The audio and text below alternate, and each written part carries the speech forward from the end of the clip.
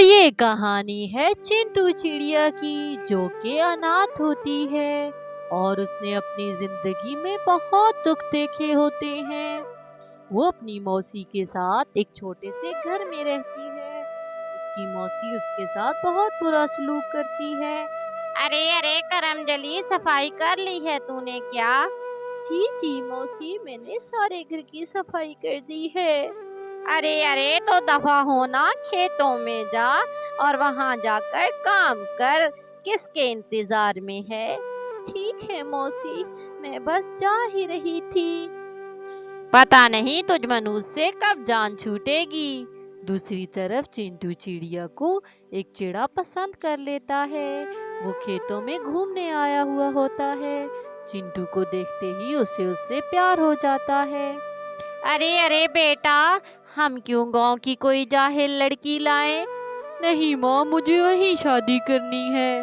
یوں بیٹے کے ہاتھوں مجبور ہو کر وہ چنٹو کا رشتہ لینے کے لیے تیار ہو جاتی ہے۔ ارے ماں بابا، آپ لوگ اتنی جلدی کیوں مجھے چھوڑ کر چلے گئے؟ مجھے آپ کی بہت یاد آتی ہے۔ موسی نے تو مجھ سے کبھی پیار نہیں کیا۔ اگلے دن چنٹو کا رشتہ آ جاتا ہے۔ ارے دیکھیے بہن، وہ اناتھ ہے، میرے پاس کچھ نہیں جو میں اسے دہیج میں دوں۔ اچھا کوئی بات نہیں، ویسے بھی کیا غریبوں کے منہ لگنا۔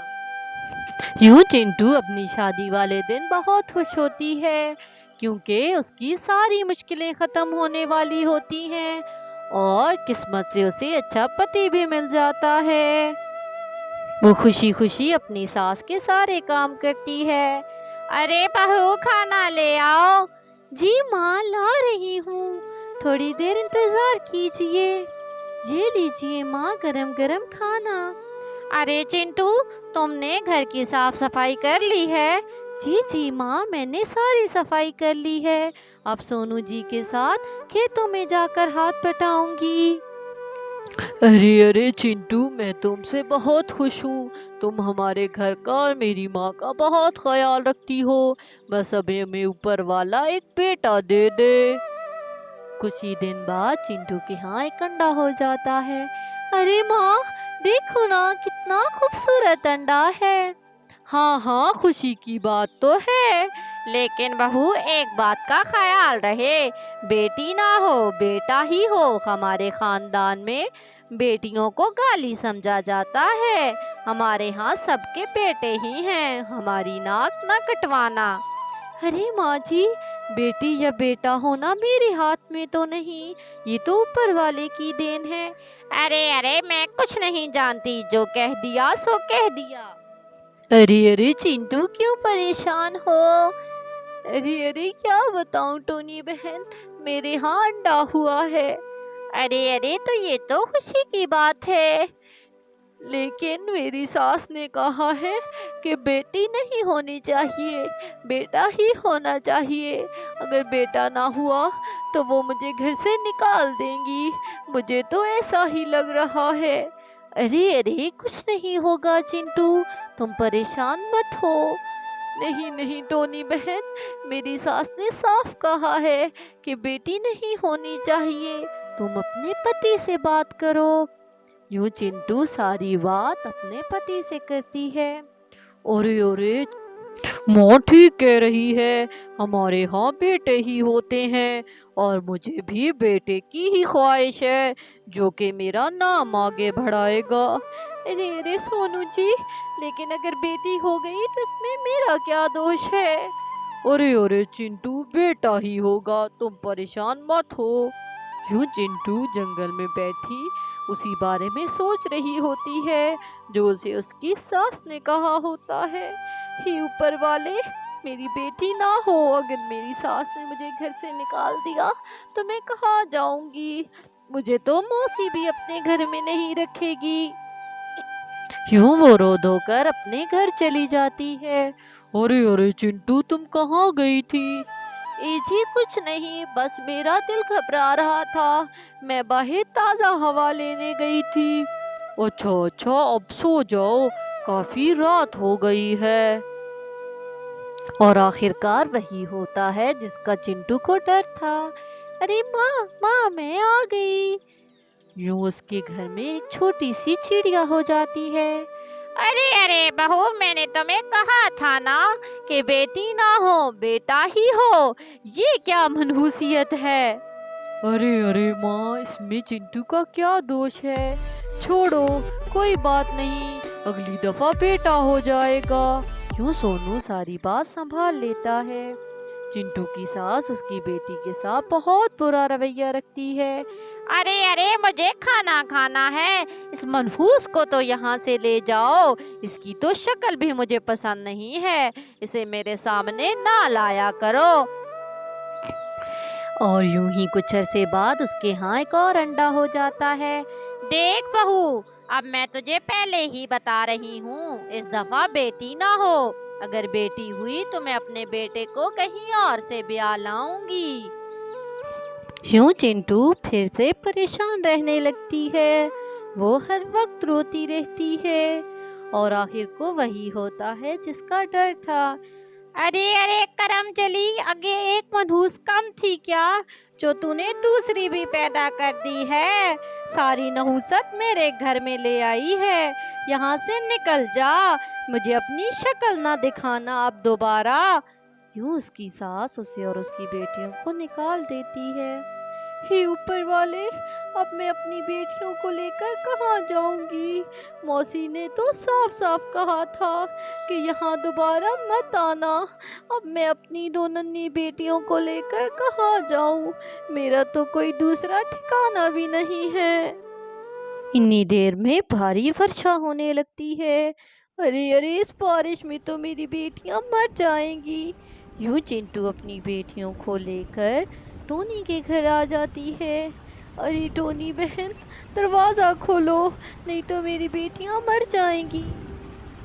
ارے ارے چنٹو، تم پریشان مت ہو، تم یہاں جب تک چاہو رہ سکتی ہو، اور میں صبح اپنے سیٹھ سے بات کر کے تمہیں کام بھی دلوا دوں گی، یوں تم اپنی بیٹیوں کا پیٹ پال لینا۔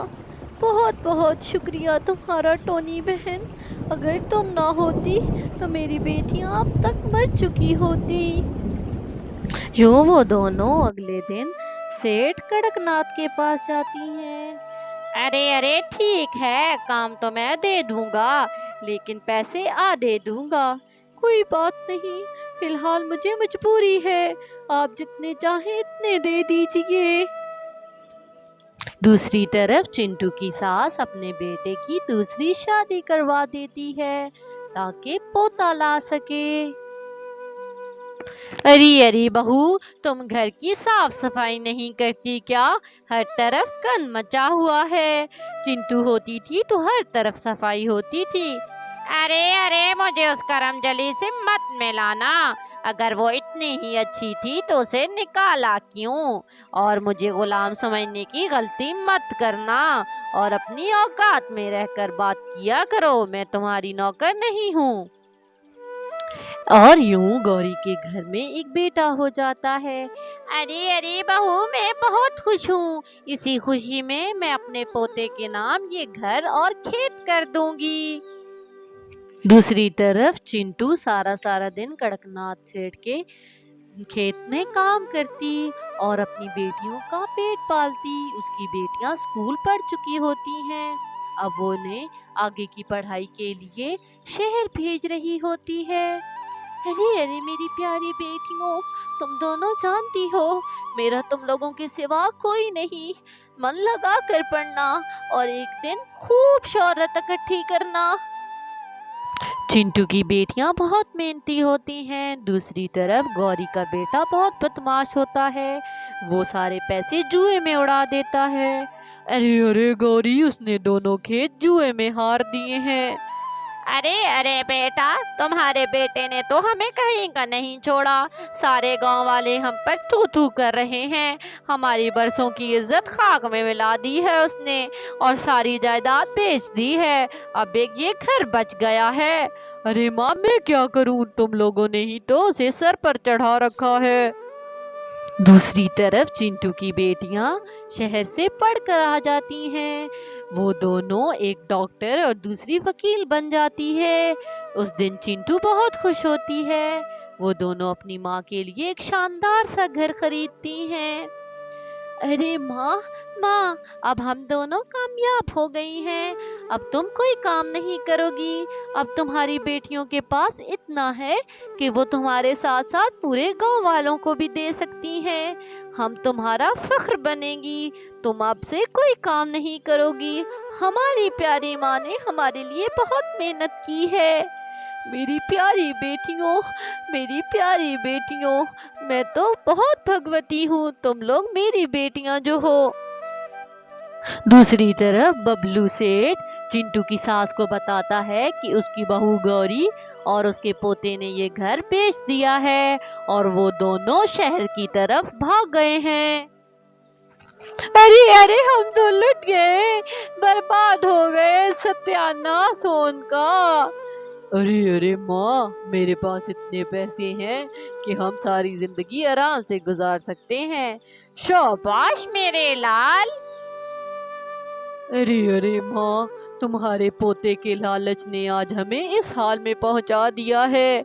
हमारे पास एक वक्त का खाना भी नहीं।